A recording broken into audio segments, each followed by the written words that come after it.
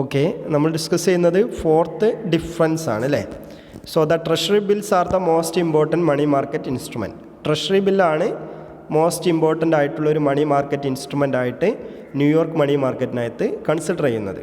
Okay, but in the case of Indian money market the treasury bills are not an important money market instrument.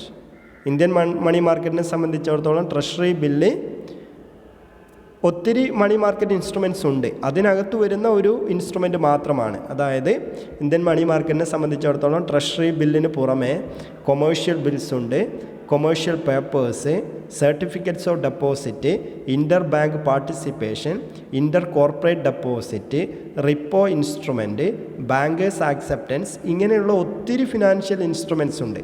അതിനകത്ത് വരുന്ന ഒരു instrument മാത്രമാണ് treasury bills എന്നറിയപ്പെടുന്നത്. Normally a treasury bill എന്ന് പറയുന്നത് എന്താണ്? Treasury bill is a short time financial instrument issued by the reserve bank of India on behalf of the government. ഗവൺമെൻറ്റിനും വേണ്ടി reserve bank of India issue ചെയ്യുന്ന ഒരു short time financial instrument ആണ് treasury bills എന്നറിയപ്പെടുന്നത്. Normally ഇന്ത്യയിൽ ഒരു treasury bill issue ചെയ്യുന്നത് 91 days, അതുപോലെ തന്നെ 182 ഡേയ്സ്, അതുപോലെ തന്നെ 364 ദിവസം, ഇങ്ങനെയുള്ള 3 തരത്തിലുള്ള ട്രഷറി ബില്ലുകളാണ്. നോർമൽ കേസിൽ അതിൻ്റെ പീരിയഡാണ് പറയുന്നത് 91 ഡേയ്സ്, 182 ഡേയ്സ്, അതുപോലെ തന്നെ 364 ഡേയ്സ്. ഇങ്ങനെ 3 തരത്തിലുള്ള ട്രഷറി ബില്ലുകളാണ് ഇഷ്യൂ ചെയ്യുന്നത്.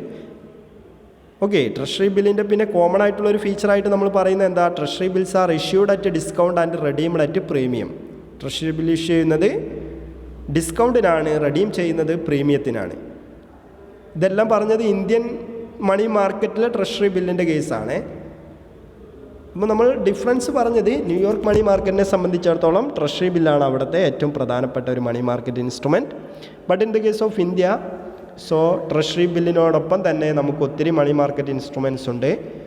Commercial bills, commercial paper, certificates of deposit, then inter bank participation, inter corporate deposit, repo instrument, then bankers acceptance, ഇങ്ങനെയുള്ള ഒത്തിരി ഇൻസ്ട്രുമെൻറ്റ്സ് ഉണ്ട് എന്നുള്ളതാണ്. Next, it is dominated by corporate securities. New York മാർക്കറ്റിനെ സംബന്ധിച്ചിടത്തോളം, മണി മാർക്കറ്റിനെ സംബന്ധിച്ചിടത്തോളം അവിടെ കോർപ്പറേറ്റ് സെക്യൂരിറ്റീസാണ് ഡോമിനേറ്റ് ചെയ്ത് നിൽക്കുന്നത്. ഇന്ത്യൻ മണി മാർക്കറ്റിനെ സംബന്ധിച്ചിടത്തോളം so it is dominated by government and semi government securities ആണ് ഡോമിനേറ്റ് ചെയ്ത് നിൽക്കുന്നത്. ഇതാണ് അടുത്ത ഡിഫറൻസ് ആയിട്ട് പറയുന്നത്. It is dominated by government and semi government securities. അപ്പോൾ ഇങ്ങനെ ഒരു 5 ഡിഫറൻസ് നമുക്കിതിനകത്ത് ഓർത്ത് വെക്കണം. Comparison of New York money market and Indian money market. സിമ്പിളായിട്ട് നമുക്കൊന്നുകൂടി ഒന്ന് പറഞ്ഞു നോക്കാം. ന്യൂയോർക്ക് മണി മാർക്കറ്റിനെ സംബന്ധിച്ചിടത്തോളം അതൊരു organised and well developed money മാർക്കറ്റാണ്. ഇന്ത്യൻ മണി മാർക്കറ്റിനെ സംബന്ധിച്ചിടത്തോളം അവിടെ ഒരു ഓർഗനൈസ്ഡ് ആൻഡ് അൺഓർഗനൈസ്ഡ് സെക്ടറും ഉണ്ട്. ഓർഗനൈസ്ഡ് മാത്രമല്ല അൺഓർഗനൈസ്ഡ് സെക്ടറും പ്രവർത്തിക്കുന്നുണ്ട്. In USA there are 12 federal reserve banks in different region. വ്യത്യസ്ത റീജിയനിലായിട്ട് 12 സെൻട്രൽ ബാങ്കുകളുണ്ട് എന്നർത്ഥം. ഓക്കെ, ഇന്ത്യയെ സംബന്ധിച്ചിടത്തോളം 1 central banks are there. So it is also called Reserve Bank of India. Then next, the interest rate charged by different financial institutions are more or less same.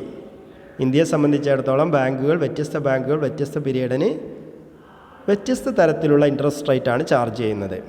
Next, international financial സെൻറ്ററാണ് New York money market എന്നറിയപ്പെടുന്നത്.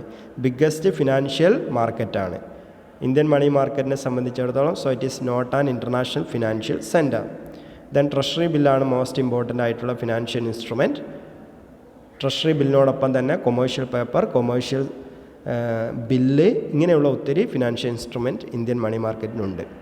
Then corporate സെക്യൂരിറ്റീസാണ് dominate ചെയ്ത് നിൽക്കുന്നത് New York money മാർക്കറ്റിൽ. Indian money മാർക്കറ്റിനെ സംബന്ധിച്ചിടത്തോളം government and semi government സെക്യൂരിറ്റീസാണ് dominate ചെയ്ത് നിൽക്കുന്നത്. ഇത്രയാണ്. So it is a comparison of New York money market and Indian money market. Okay, thank U.